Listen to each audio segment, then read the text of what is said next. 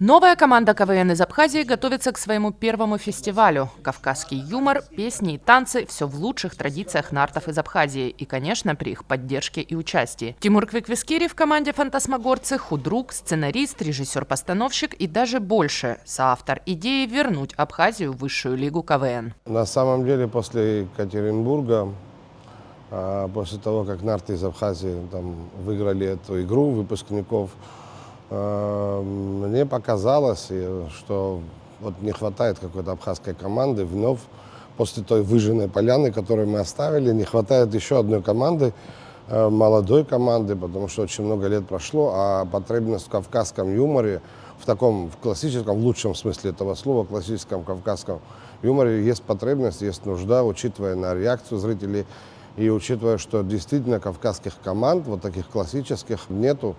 И поэтому я думаю, что мне показалось, что самое время как раз выступить вот с такой инициативой, которую поддержал Бадр Зурабович сразу. Комитет хотел бы государственный по молодежи и спорту поблагодарить Тараша Мироновича Хагба. В команде молодые, но уже опытные и даже известные в Абхазии люди. Артисты, блогеры, ведущие, музыканты и танцоры. То есть задор и энергия молодости есть, а страха сцены и неуверенности, присущих новичкам, нет. Нужны были ребята уже зрелые, нужны ребята были опытные, вот, танцующие, поющие. Все равно эти стереотипы нам нужно поддерживать для российского зрителя. И исходя из этого, многие ребята театралы, некоторые уже имеют опыт игры в КВН, им есть что самим сказать. Вот что самое главное, внутри них есть это вот стержень, некое зерно, содержание, которое можно уже выводить на Первый канал,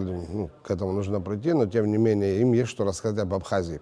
Новым взглядом, не таким, как нарты из Абхазии, но при этом это абхазский юмор, это самоирония, это танцы, это песни. У нас, допустим, есть, например, Саид Инабха и Амран Алтайба, они блогеры, знают их ребят, как бы в Абхазии они известны.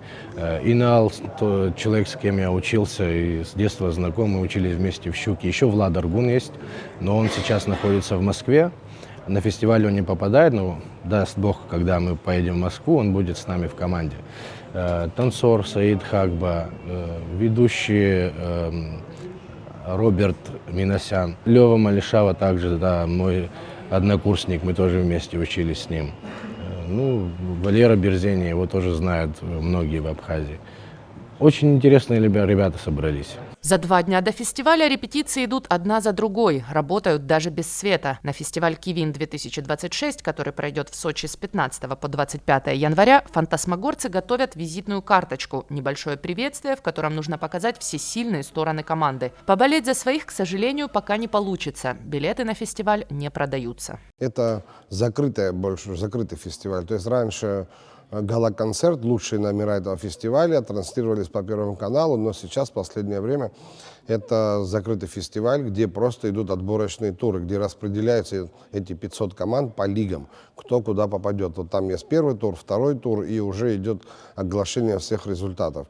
Вот тут самая главная задача пройти во второй тур, то есть в первом туре, если там 500 команд, то во втором уже 60-70 команд, и это уже очень серьезные команды, которые претендуют на то, чтобы они играли уже в премьер-лиге, в лампе, в центральных лигах различных, откуда уже даже можно попадать в высшую лигу. Впереди много работы, и пока рано говорить о перспективах, но все же, учитывая творческий потенциал команды и их наставников, а также наличие финансовой поддержки государства, есть вероятность, что в ближайшие пару лет на Первом канале снова прозвучит. Команда КВН «Фантасмагорцы», сборная Абхазии. Надежда Боровикова, Евгений Сильченко, Арестит Каракасиди, Абаза ТВ.